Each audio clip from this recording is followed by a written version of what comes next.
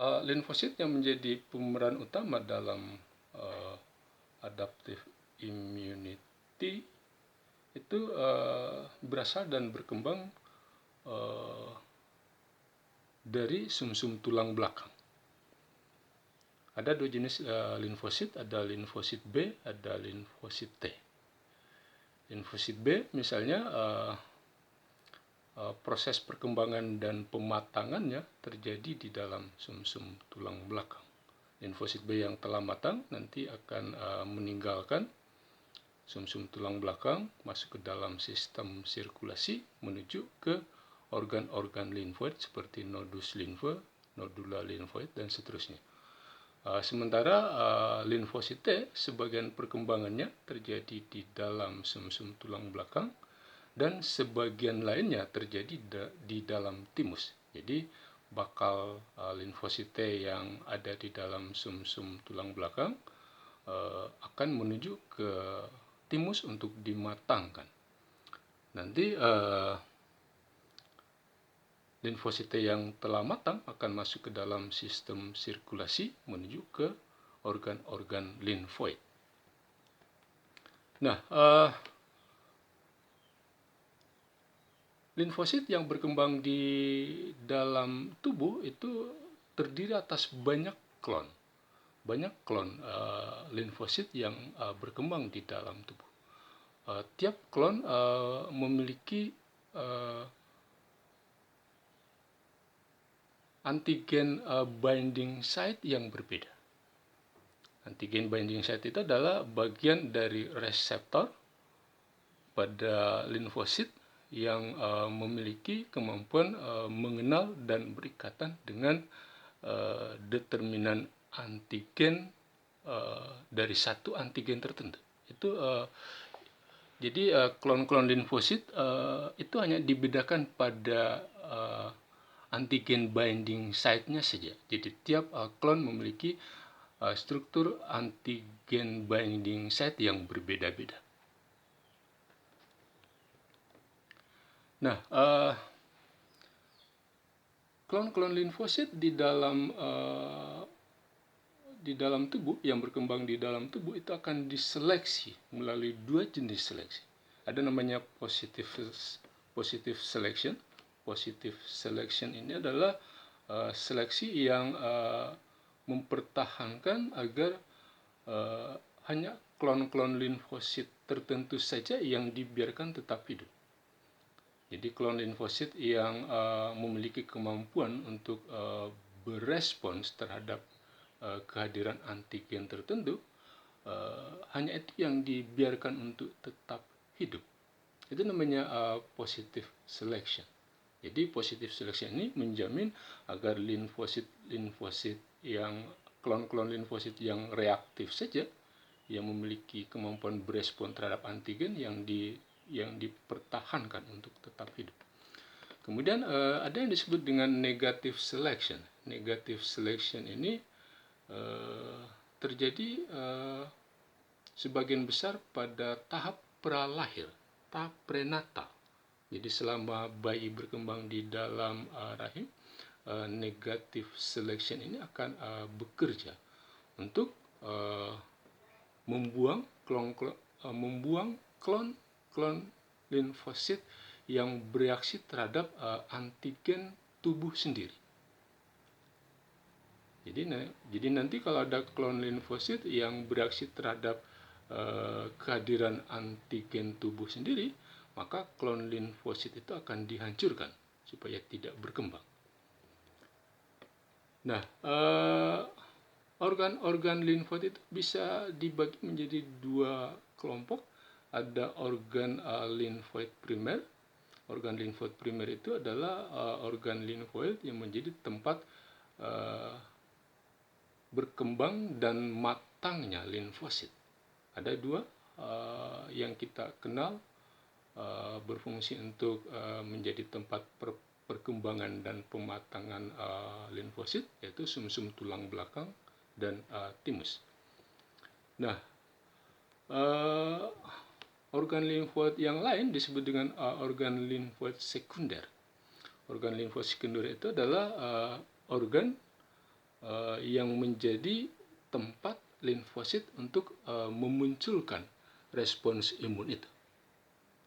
Jadi organ yang menjadi tempat munculnya respons imun oleh limfosit itu disebut dengan organ limfoid sekunder. Misalnya jaringan limfoid difusa, nodus limfe, nodula limfoid, tonsil, dan limpa. Itu adalah organ limfoid sekunder. Nah, kalau kita bicara tentang antigen, antigen itu molekulnya besar. Dan nanti di bagian-bagian tertentu dari molekul itu nanti terbentuk semacam struktur yang spesifik. Nah, nanti bagian yang spesifik inilah nanti akan dikenali dan berikatan dengan antibodi spesifiknya. Nah, bagian ini yang kemudian disebut dengan determinan antigen. Determinan antigen, antigenik determinan. Jadi nanti kalau antigen ini ketemu dengan antibodi spesifiknya, maka antigen ini diikat oleh antibodi melalui determinan antigeniknya saja, tidak diikat pada seluruh bagian molekulnya, tapi pada bagian determinan antigennya saja yang diikat oleh antibodi itu. Itu tentang determinan antigen. Nah, ada namanya reseptor antigen, antigenik reseptor. Antigenik reseptor atau reseptor antigen itu adalah bagian dari limfosit. Dia ada di permukaan limfosit yang memiliki kemampuan berikatan dengan determinan antigen itu. Jadi kalau mau divisualisasikan, kalau adalah sel T, kemudian adalah reseptornya, maka pada bagian tertentu dari reseptor itu terdapat struktur tiga-dimensional yang spesifik yang berfungsi untuk mengenali dan mengikat determinan antigen dari antigen spesifik itu. Jadi yang disebut dengan antigen binding site. Jadi nanti determinan antigen dari antigen itu terikatnya pada bagian ini. Nah, istilah yang lain yang harus dipahami adalah major histocompatibility complex atau MHC. MHC ini sebenarnya adalah glikoprotein yang terdapat pada permukaan sel yang berfungsi untuk mengaktifkan limfosit. Jadi sebagian besar aktivasi limfosit itu melibatkan kehadiran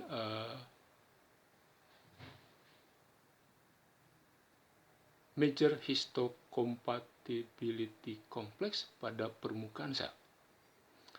Nah, ada dua jenis molekul MHC. Ada molekul MHC kelas 1 yang berfungsi untuk menyajikan antigen pada permukaan sel yang berinti.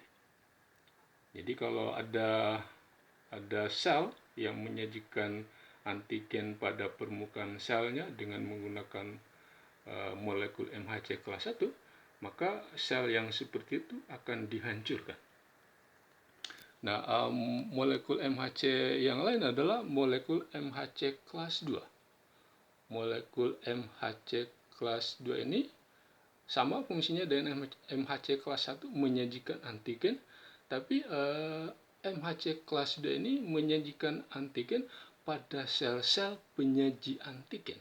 Jadi ada sel-sel penyaji antigen berfungsi untuk menyajikan antigen pada permukaan selnya, misalnya limfosit B, makrofag, monosit, dan sel dendritik. Nah, kalau ada antigen yang disajikan oleh sel penyaji antigen dengan menggunakan MHC kelas 2 ini, maka kemudian hal itu akan menimbulkan respons imun.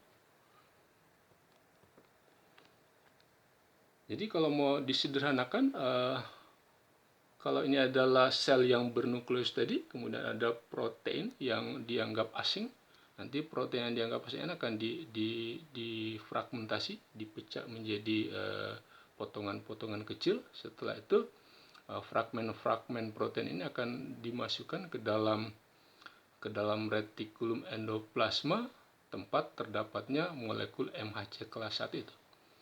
Nanti molekul MHC kelas 1 akan mengikat fragmen protein antigen tadi, membentuk kompleks seperti ini. Setelah itu kompleks MHC kelas 1 dan antigen akan meninggalkan retikulum endoplasma menuju ke badan Golgi untuk dikemas dalam vesikula. Nanti vesikula yang mengandung kompleks MHC kelas 1 dan antigen itu akan meninggalkan badan Golgi, kemudian menuju ke membran sel, docking di sana, kemudian berfusi, kemudian isinya itu akan dimunculkan seperti ini. Ini adalah molekul MHC kelas 1-nya, ini adalah antigennya tadi. Nah, kalau kemudian dia adalah sel-sel penyaji antigen seperti makrofag dan seterusnya, maka antigen itu dimasukkan ke dalam sel ini dengan cara endositosis, sehingga kemudian protein tadi berada di dalam vesikula ini. Nah, setelah itu protein ini akan dipecah.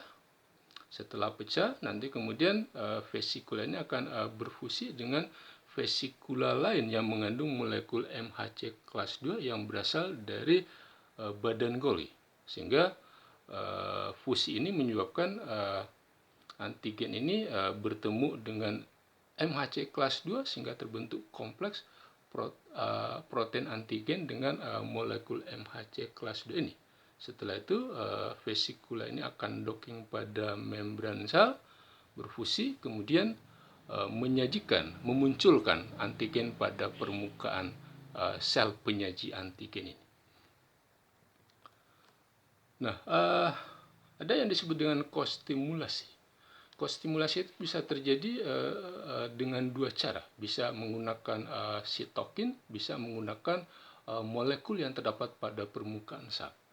Yang terjadi dengan menggunakan sitokin, misalnya kalau sel penyaji antigen, misalnya makrofag, menyajikan antigen pada permukaan selnya dengan menggunakan MHC kelas 2, maka sel T helper punya reseptor yang mampu mengenali dan mengikat antigen yang disajikan oleh makrofag pada permukaan selnya itu.